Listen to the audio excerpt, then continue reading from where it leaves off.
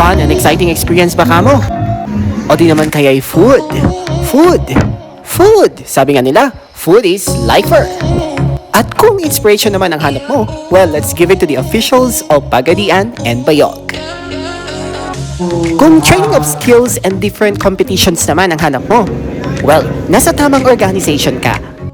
I hope you like that intro. That is actually the overview kung ano talagang nangyari doon sa camp. Not that detailed. If you wish to support me in my journey, so you can actually follow my page and you can actually share this video for more audience na ma-reach. If you wanted to actually watch the full video, I provided actually the link there sa taas, and the moment you click it, it will actually direct you to my YouTube channel, and you can actually subscribe.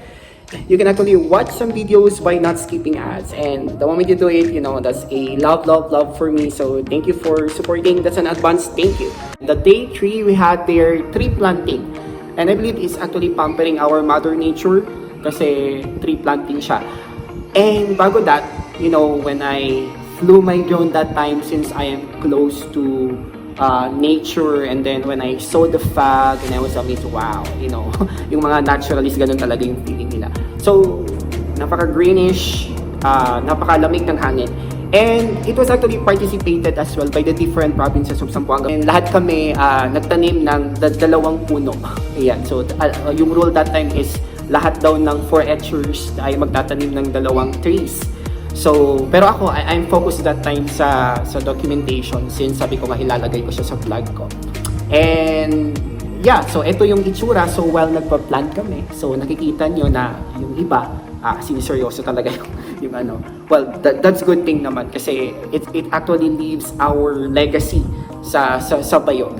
Nung umakyat kami on top, meron yung parang hill doon. So, a little bit elevated lang siya, pero hindi ganun kataas. The moment you reach that top, so makikita mo yung Bayog na puno siya ng rice farm. Ayan, kasi from your left to your right, kahit sa harapon mo man o sa likod, so makikita mo yun na puno-puno sila ng palay. Nasa agriculture talaga ang mga tao, which is good kasi yun naman talaga yung isa sa mga, or I mean like the main purpose why 4H organization existed, kasi we talk about the sons and daughters of the farmer. We talk about agriculture that time, and that's part. Sad thing doon, sana hindi magalit si sir. Merong isang 4H'er doon, siguro binigla niya lang ata talaga yung system niya. So pag reach na dun sa top, so medyo umakyat yung kanyang blood pressure. So medyo humina yung kanyang katawan. Pero praise God naman, natulungan lang. So walang masamang nangyari. So I hope hindi din magagalit si sir nung sinabi ko to. So yun, and then balik tayo day 1. Yan, so nakasakay kami sa pick up ng agriculture and yung truck din na service ng agriculture. So most of the time when I travel, mas mahilig talaga akong doon magstay sa outside, especially pag pick up, kasi you can actually feel the wind, napaka-presko, you will see green. Okay, so yan ang isa sa mga ginagawa ko. At kung hindi naman, you know me, so natutulog sa pick up. Ayan. So yung mga company ko, yung mga kasama ko diyan sa time na yan, sina Arnel, sina Sir Deo, and si Ma'am Bambam and Ma'am Crystal. So nasa loob sila, sina Ma'am Menchi and the rest. So hindi ko pa masyadong kilala. So we have this great travel, and praise God, no, hindi umalan. And alam mo ba, yung habang nito-travel kami, nung papasok na kami sa going Bayog na talaga paloob. So when I try touching my face, parang mabuhangin na siya. So kung papansin mo, kung nahumingi ako ng wipes, yun, wet tissue, so para panglinis, kasi parang feeling ko talaga ang dumi-dumi na talaga ng face ko. But the good thing kasi is when we reach there, when we go there, maganda yung weather. Yun, maganda yung weather. So, ayan, so nakita mo yung mga kasama ko, bumaba na, and then we were welcomed by the 4H organization, the one who initiated it.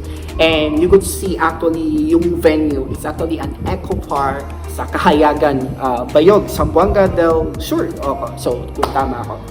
Yan, so when first impression about the place, well, I would say it's nice, it's a farm, syempre, malawak. Then, sa side na yun, may makita kang mga manukan.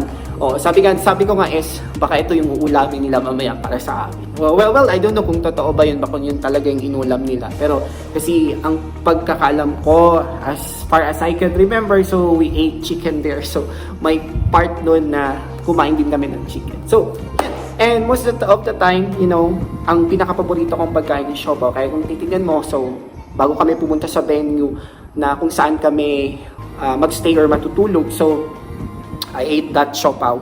So, it's my fave actually, siopaw. Siopaw is life.